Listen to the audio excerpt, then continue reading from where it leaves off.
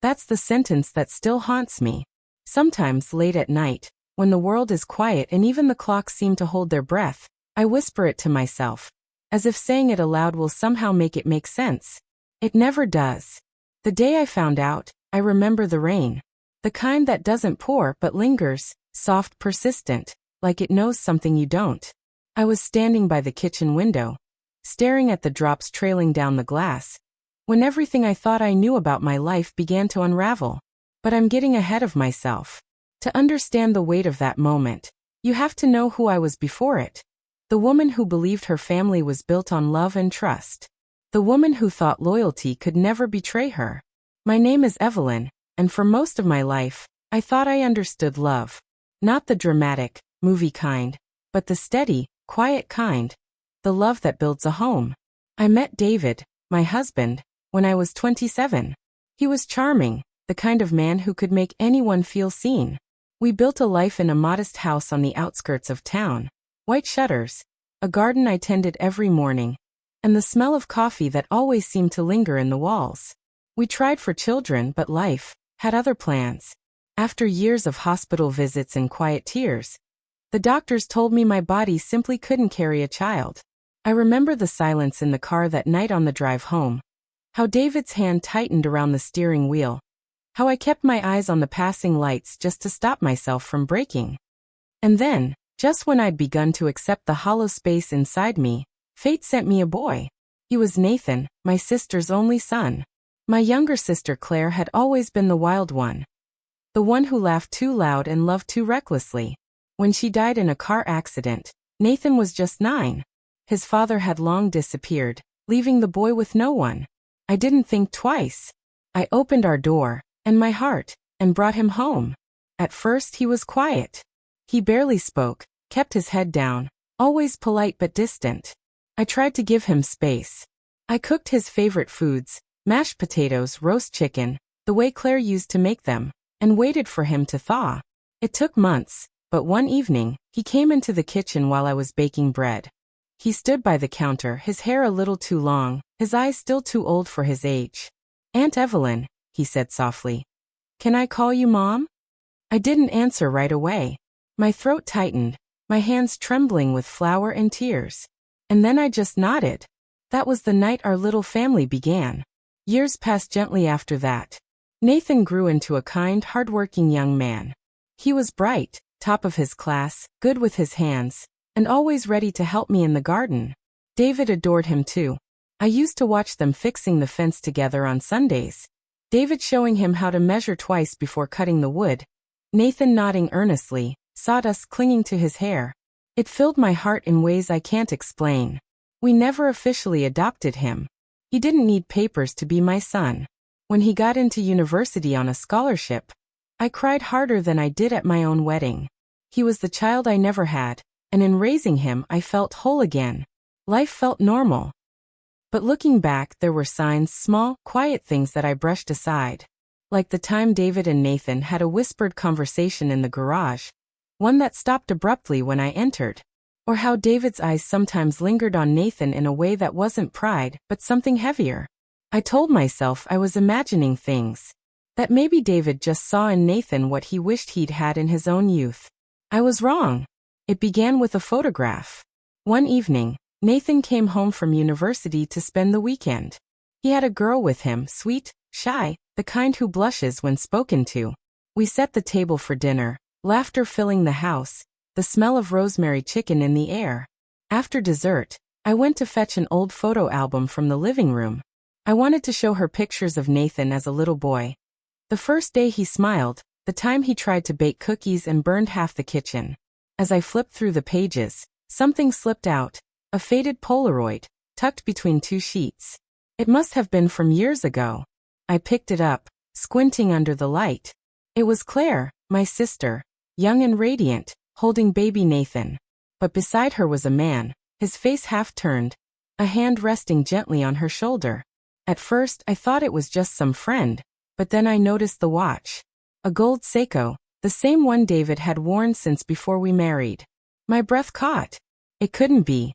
I laughed it off, told myself it was coincidence. People had similar watches. I slid the photo back into the album before anyone noticed.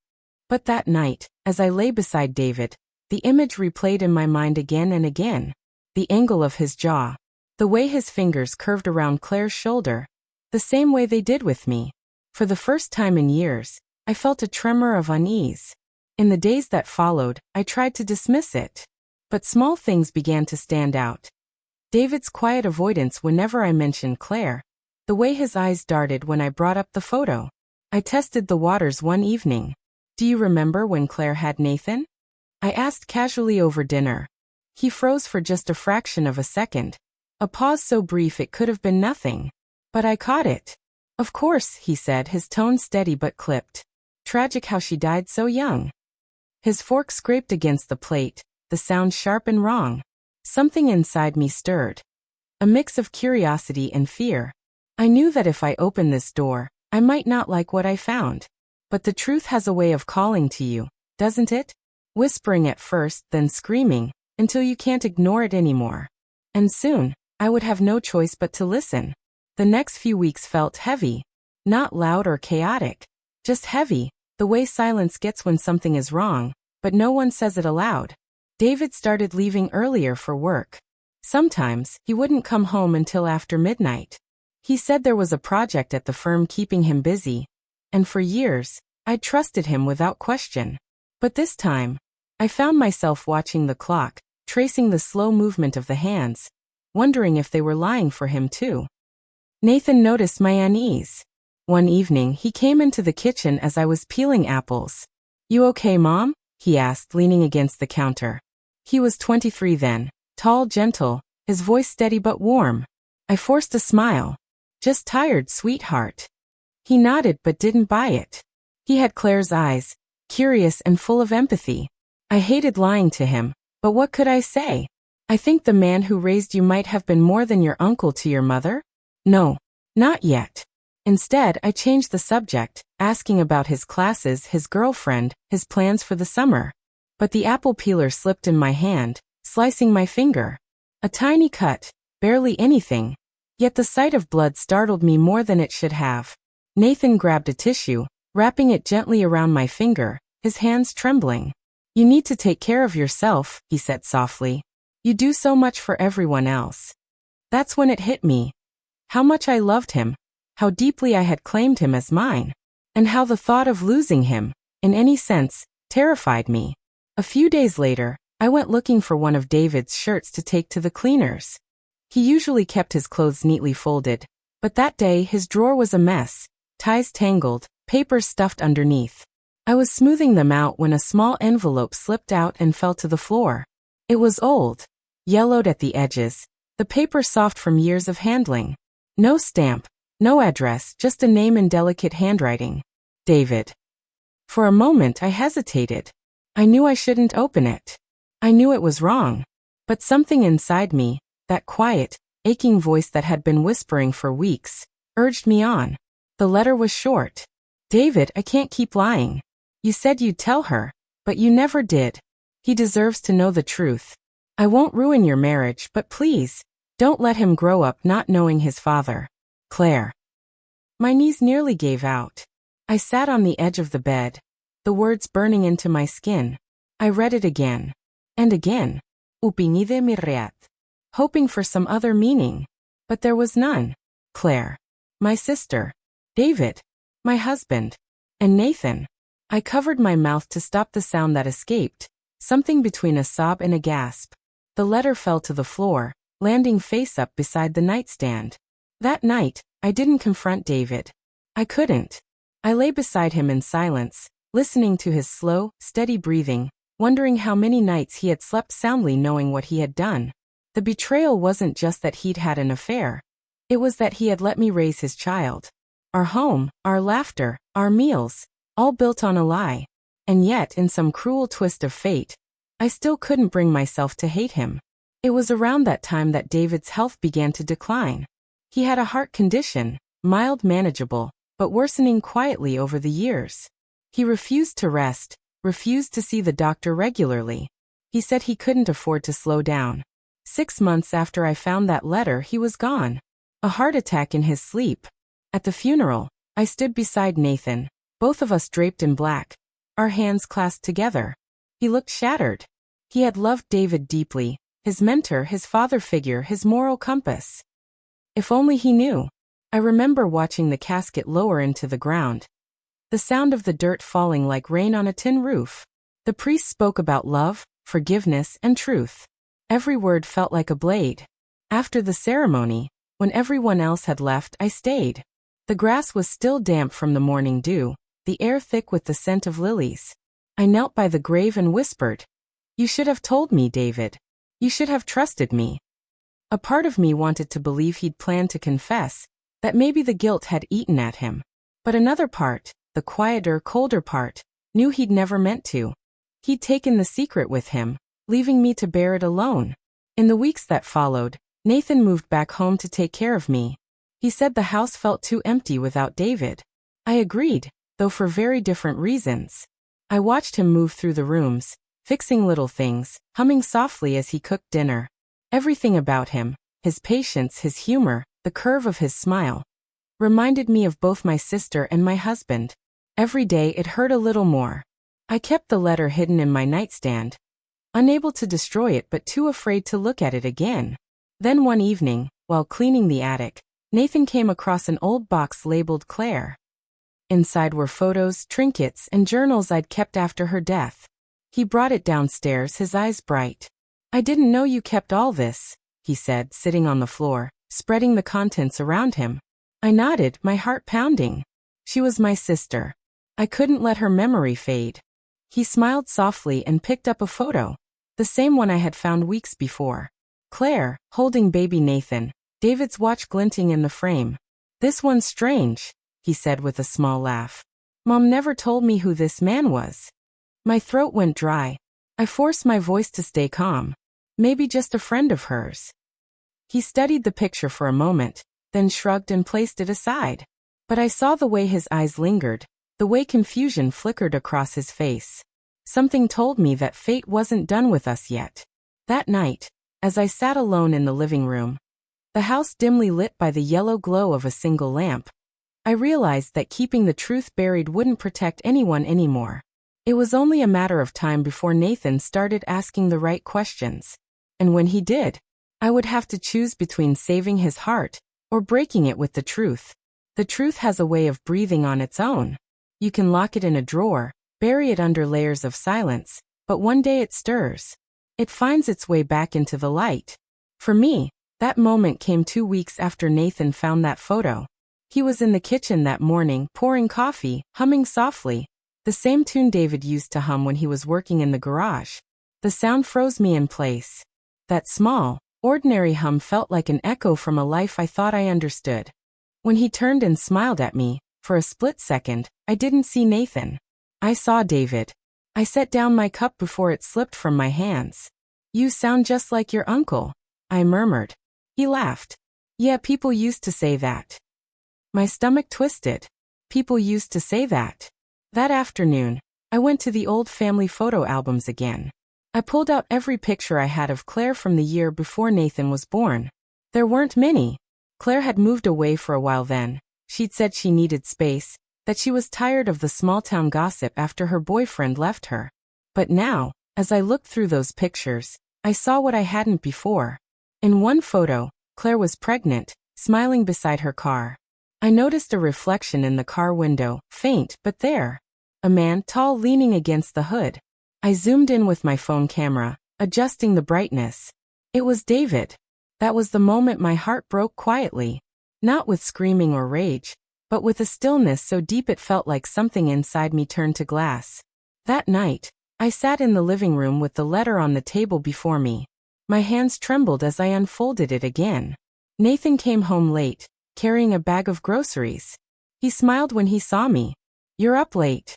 I didn't answer. "Mom." His voice softened. "You okay?"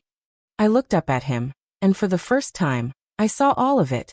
Claire's eyes, David's jawline, the familiar half-smile that mirrored the man I'd shared my life with. I swallowed hard. "Nathan," I said quietly, "there's something you need to see." He frowned, setting the bag down. "What's wrong?" I slid the letter toward him. "Read it." He hesitated, sensing the weight in my tone. His eyes moved across the page slowly. And then they stopped. His face went pale. When he looked up, confusion warred with disbelief. What is this? It's a letter from your mother, I said softly. To David. He blinked, shaking his head. No. That can't be right. He was her brother-in-law. Yes, I whispered. And also your father. Silence. Long, hollow, unbearable. He laughed once, a broken, disbelieving sound. You're joking. I wish I were. He stepped back, his hands gripping his hair. No, this doesn't make sense. He would have told me. You would have. I didn't know, I interrupted, my voice breaking. Not until after he died. I found the letter. I swear to you, Nathan, I didn't know. He turned away, his shoulders shaking. So all these years, I was living in his house, calling him uncle, calling you mom. Tears blurred my vision. You are my son. No, he said sharply, spinning around. I'm not. I'm his mistake. The words hit me like a physical blow. I reached for him, but he pulled away. Don't, he whispered. Just don't. He left that night. The slam of the door echoed through the house like thunder. And then there was only silence. He didn't answer my calls. I left messages, dozens of them. Some pleading, some angry, most just quiet. I'd sit on the porch at night, phone in hand, staring at the empty driveway where his car used to be. Every sound felt louder, the creak of the floorboards, the ticking of the clock, even the hum of the refrigerator. The house that once held laughter now felt like a tomb. Neighbors stopped by to check on me, bringing casseroles and kind smiles. I thanked them, pretending I was just grieving my husband, not the unraveling of my entire life. A week later, Nathan finally texted. I need time. That was all he said. But it was enough to make me breathe again. I told myself he'd come back eventually. He just needed space. Still, I couldn't stop replaying our last conversation. His voice, his pain, the way he looked at me like I was part of the lie too. And maybe in some way I was. One rainy afternoon, I took the letter out again, reading it for the 100th time. My tears smudged the ink. But as I lifted the page, I noticed something I hadn't before, faint writing on the back. A second note, scribbled in haste. If anything ever happens to me, please look after him. He's innocent in all this. He didn't ask to be born from sin. Claire had known. She'd trusted me, even in her silence.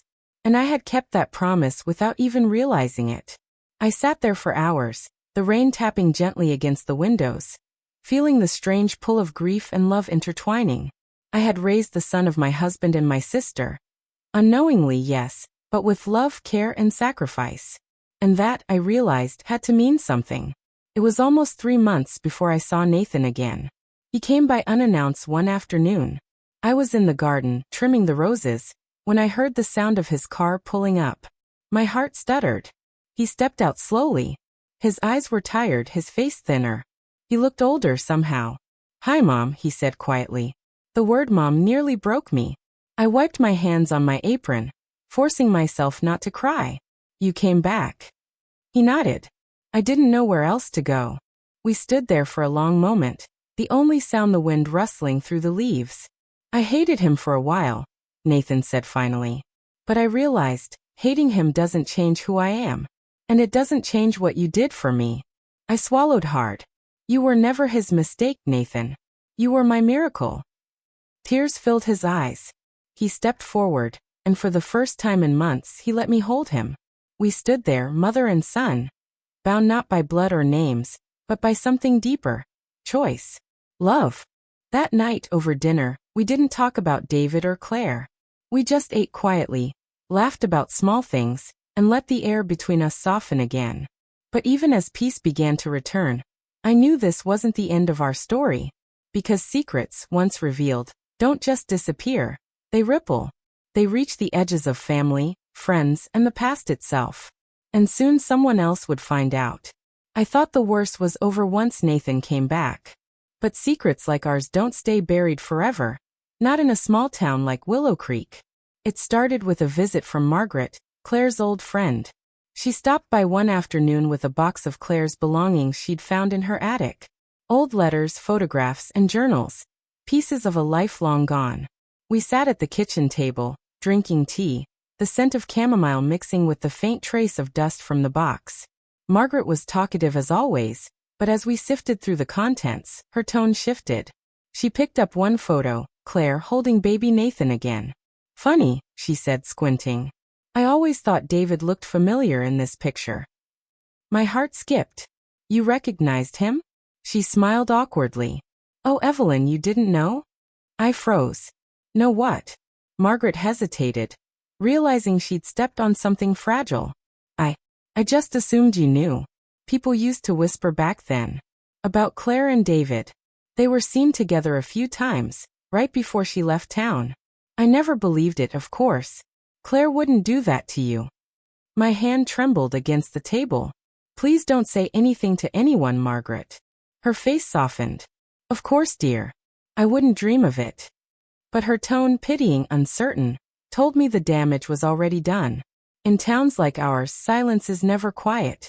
By the next week, I noticed the change. The lingering stares in the grocery store. The hushed voices when I passed by. Mrs. Carter, who used to invite me for tea every Sunday, suddenly found reasons to cancel. At church, the pew behind mine sat empty, though it used to be full of friendly faces. Even Nathan noticed. Why are people looking at me like that? He asked one morning. I hesitated, not wanting to add fuel to the fire. They're just curious, honey. Small-town gossip. It'll pass. He frowned. Does it have to do with Dad? The word Dad still caught me off guard. I sighed. Someone must have talked, Nathan. Maybe they guessed. Or maybe they just wanted something to talk about. He ran his hands through his hair, exhaling hard. So now everyone knows I'm the product of an affair. His voice broke on the last word. I wanted to tell him it didn't matter.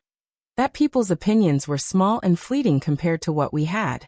But even I couldn't ignore the weight of the whispers pressing in from all sides. The breaking point came one Sunday morning. We walked into church together, something we'd done every week for years. The smell of old wood and lilies filled the air. But as we entered, conversation stopped. Heads turned. I felt every stare like a pinprick against my skin. Pastor John approached us, his smile kind but strained. Evelyn, Nathan. Good to see you both. Nathan forced a polite nod. Good to see you too, Pastor. But before the service could begin, a woman in the front pew stood up. Linda Thompson, sharp-tongued, self-righteous, the unofficial voice of the town's gossip mill. She folded her arms. Pastor, is it true what people are saying? That the boy's not really her nephew, but, she hesitated, her voice lowering with false modesty. Her husband's love child? The church went silent. Pastor John's face darkened. This isn't the place. But Nathan spoke before he could finish. It's true. Gasps rippled through the congregation. My heart clenched. He continued, his voice steady. Yes, David was my father. He made mistakes. But that doesn't change who raised me. Evelyn gave me everything. She taught me what family actually means. I felt tears sting my eyes. Linda's face flushed. Well, I just think people have a right to know the truth. Nathan's jaw tightened. Then now you do. What you do with it says more about you than it does about us. And with that, he took my hand, guiding me toward the exit. The hush that followed us was deafening. Outside, the sunlight felt blinding. He exhaled slowly, his grip tightening around mine. I'm done hiding, Mom. I looked at him. This young man who had every reason to turn bitter, yet stood tall instead. And I realized the power of truth. It burns, yes, but it also purifies. By the next week, everyone knew. Some people avoided us entirely. Others, surprisingly, offered quiet kindness. Mrs. Carter came by one morning with a basket of muffins and simply said, You did what a mother does. Don't let them shame you for that. Those words carried me through the days that followed. Nathan decided to move out for a while, not out of anger, but to find peace. He found work in another city, said he needed space to define himself without the shadow of the past. I understood. The morning he left, he stood by the garden gate, the same one he and David had built together years ago. The air smelled like rain, and the world felt still. Mom, he said, Thank you. For not letting his sins define me. I smiled through tears. You don't owe me anything, Nathan. Just promise me one thing. Live your life honestly. Don't ever hide from who you are. He nodded. I won't. Then he hugged me. Long and tight. The kind of hug that says everything words can't. And then he was gone. The house feels quieter now. The clock ticks louder. The floors creak more. Sometimes I still set 2 plates on the table by habit. But there's peace too, the kind that comes after storms. I visit David's grave sometimes, not to curse him, but to release him. I tell him what he did broke me, but it also taught me something about love. That real love isn't about blood or vows. It's about choice. And I chose Nathan. Every day, in every way, I chose him, before I even knew the truth. Maybe that's the mercy in all of this. That even in betrayal, something good was born. But just when I thought I'd made peace with it all, a letter arrived. A simple white envelope, no return address. Inside was a photo of Nathan standing in front of a building in the city. And on the back in neat handwriting. He deserves to know the rest. Call me. My hands went cold. There were still secrets left unspoken. And I wasn't sure I was ready to face them. The letter sat on my kitchen table for 3 days before I dared to open it again. Every time I passed it, I felt that same pull, dread, curiosity, and something deeper. Something that whispered, "You're not done yet, Evelyn." The handwriting, sharp, deliberate, haunted me. Who was Margaret? No. She'd already said too much, and she didn't have the kind of neat, businesslike penmanship that this letter carried. I turned the envelope over again and again, tracing the embossed address that had been faintly scratched out. But the photograph inside, that was what chilled me. Nathan stood in front of a modern building, tall glass windows reflecting the city skyline. He was smiling, relaxed. It was recent, maybe just weeks old. But I hadn't taken that picture. And Nathan hadn't mentioned anyone who might have. Someone had followed him. Someone who knew. That night, I dialed the number written faintly in the corner of the letter. My hands shook as I waited. After 3 rings, a woman's voice answered. Calm, mature, slightly accented. Mrs. Carter? No, this is Evelyn. My throat tightened. Who is this? A pause. Then, my name is Mara. I believe you knew my sister. My pulse spiked. Your sister? Yes. Claire. The room tilted. Claire had a sister? She did. Mara said softly. We lost touch after she left Willow Creek. But I've been looking for you for a long time. Why now? I whispered. Because Nathan deserves to know the truth about why Claire left, and what she was protecting him from. I gripped the counter to steady myself. Protecting him? From what? Mara sighed. It's not what you think. She didn't leave just because of David. She left because someone threatened her. The air went out of me. Threatened her. Yes.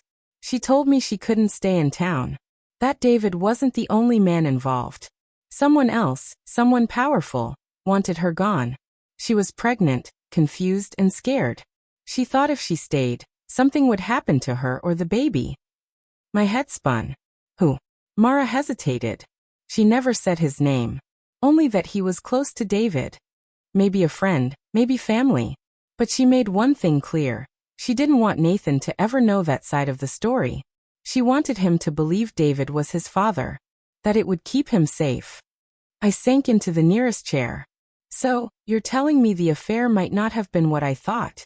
Not exactly, Mara replied. Claire cared for David, yes. But love wasn't the reason she ran. Fear was. Ime. I hated her. I hated him. And they were trying to protect me. After I hung up, I sat in silence for what felt like hours. My mind kept replaying a night long forgotten. One that suddenly carried new meaning. It was years before Claire left. David had come home late, disheveled, drunk. I'd confronted him and we'd fought, loud, messy, the kind of fight that echoes through walls. He'd slammed his fist against the wall and shouted, "You don't understand what she's been through." At the time, I thought he was defending his sister's reckless choices. Now I realized, he wasn't talking about his sister. He was talking about Claire. I felt sick. All these years, I'd carried this bitterness. built my grief around a lie I thought I understood. But now, everything blurred. If David wasn't just a cheater, if he was also protecting her, then what had I been holding on to all this time? 2 days later, I took a bus to the city. The letter had included a location, a small cafe near the waterfront. Mara was already there when I arrived. She looked nothing like Claire, darker hair, sharper eyes, but there was something familiar in her calm sadness. She smiled when she saw me. Evelyn. Mara. I sat across from her. I need you to tell me everything. She nodded. Claire met David after she'd already found herself in trouble. She was young, naive. The man she was involved with, he was married, powerful, and ruthless. When she got pregnant, he told her to get rid of it. She refused.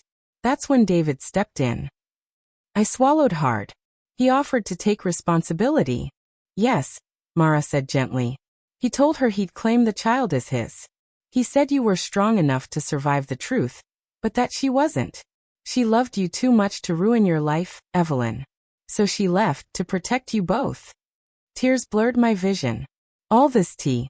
Mara reached across the table, taking my trembling hand. They weren't perfect, Evelyn. But they weren't cruel.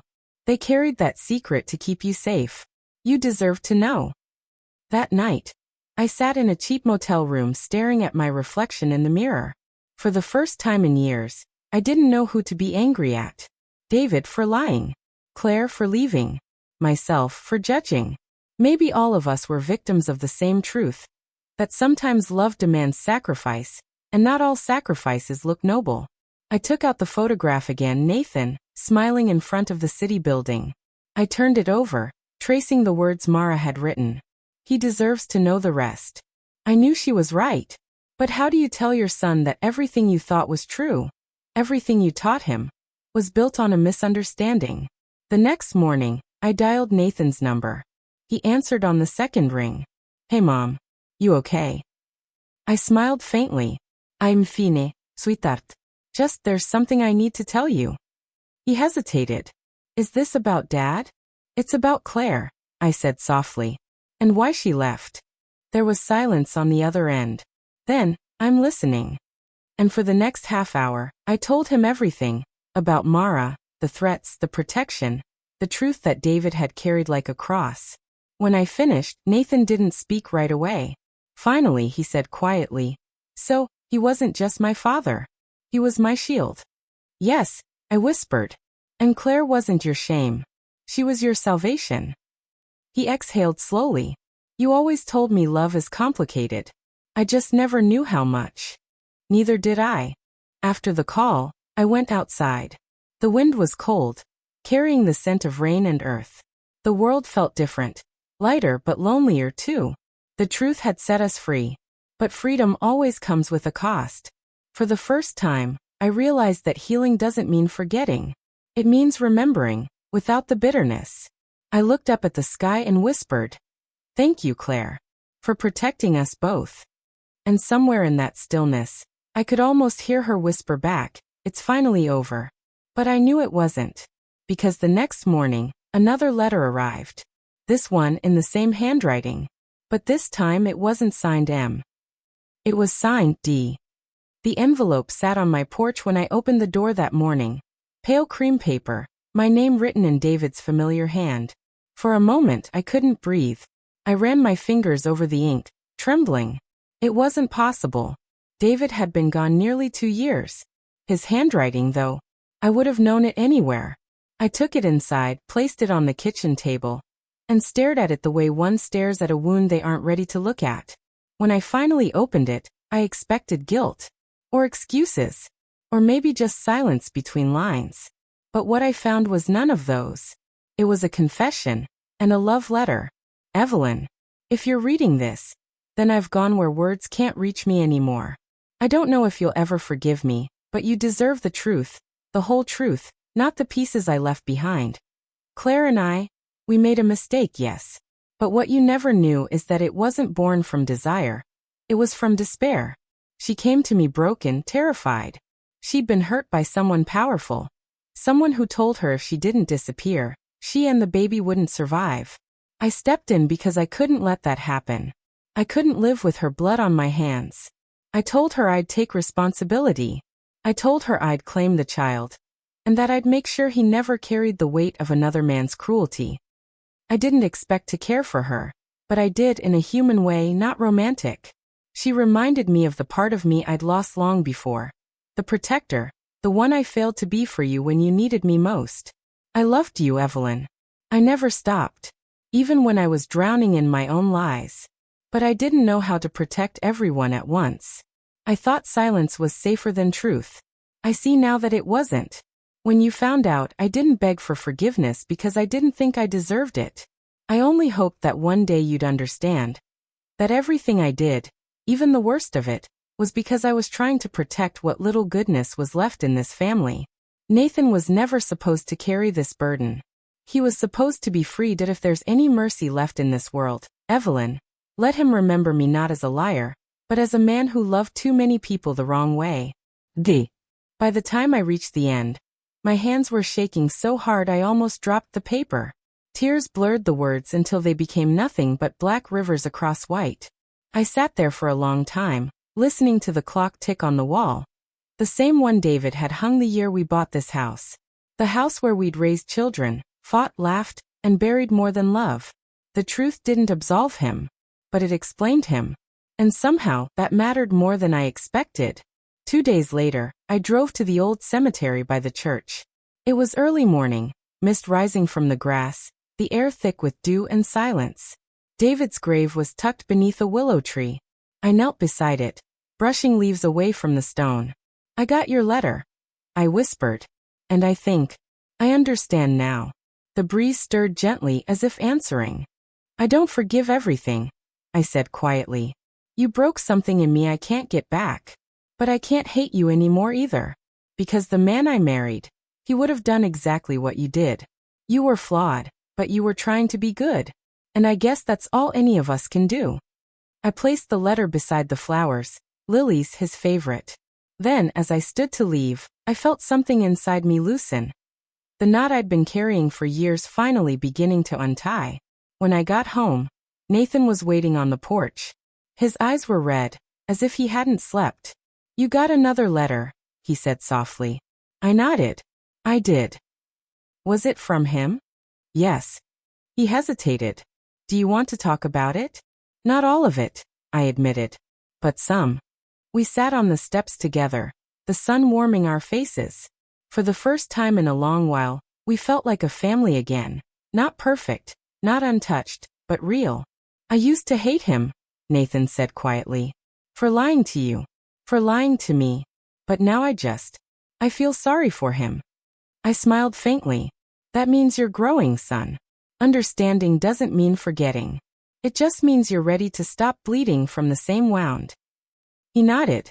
Do you think he loved us? I looked at the sky, the clouds soft and slow. Yes, I said. But love isn't always kind.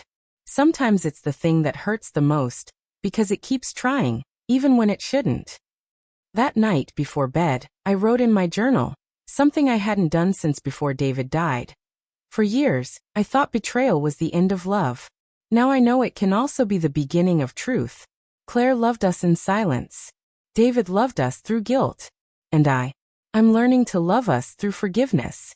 When I closed the journal, the house felt different, lighter. Maybe because for the first time in so long, there were no more secrets left in its walls. It's strange how time softens the edges of even the sharpest memories. Nathan got married last spring, to a woman gentle and wise beyond her years. During the vows, he said something that made everyone cry. Family isn't about who shares your blood. It's about who stays when the truth comes out. After the ceremony, he hugged me and whispered, "Thank you for staying." And I realized that was all I'd ever needed to hear. These days, I still visit David's grave on Sundays. I bring 2 sets of flowers, lilies for him, and wild violets for Claire. Sometimes I talk to them both, telling them about Nathan's new job, his new home, the baby they're expecting. And I like to think that somewhere, they're both smiling. The pain hasn't vanished. But it no longer defines me. It's just part of the story now. One that taught me that love, even when broken, can still heal if we let it. Because forgiveness doesn't erase the past. It just makes room for the future. And maybe that's the real moral of my story. That even when betrayal breaks us, love finds its way back through understanding. Because the truth, as cruel as it can be, is also what finally sets us free. Would you have opened the letter if it were you? Would you have forgiven him? Or walked away forever? Tell me in the comments. And if my story touched your heart, don't forget to subscribe. Sometimes sharing our pain is how we start to heal. Broken heart.